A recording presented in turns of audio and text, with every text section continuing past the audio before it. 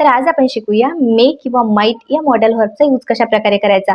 दोघांमध्ये बिलकुलही डिफरन्स नाहीये, दोघांचाही अर्थ सेम होतो आणि सेम अर्थाने आपण त्याचा यूज सुद्धा करत असतो। जसं तुम्हाला आठवत असेल, आपण क्लासच्या बाहेर उभं राहून टीचरला विचारत होतो, मे आय कम इन मॅम और मे आय कम इन सर। तर आपण अशा प्रकारचा प्रश्न का बरं विचारत होतो? कारण आपल्याला गॅरंटी नव्हती ते एच म्हणतील, होऊ शकतं ते नाही सुद्धा म्हणतील। मग अशाच काही सिच्युएशन असतात, परिस्थिती असतात की असं घडेल किंवा घडणार पण नाही, अशा अर्थासाठी आपण मे किंवा माइटचा यूज करत असतो।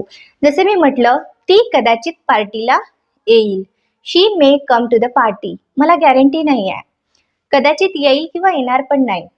माय mother may give me permission to go to tour, म्हणजे माझी आई कदाचित मला परमिशन देईल किंवा देणारही नाही, पण मला गॅरंटी नाही। तर अशा अर्थाने जेव्हाही तुम्हाला सेंटेन्स बनवायचे आहेत, त्यावेळेस नक्की मे आणि माइटचा यूज करू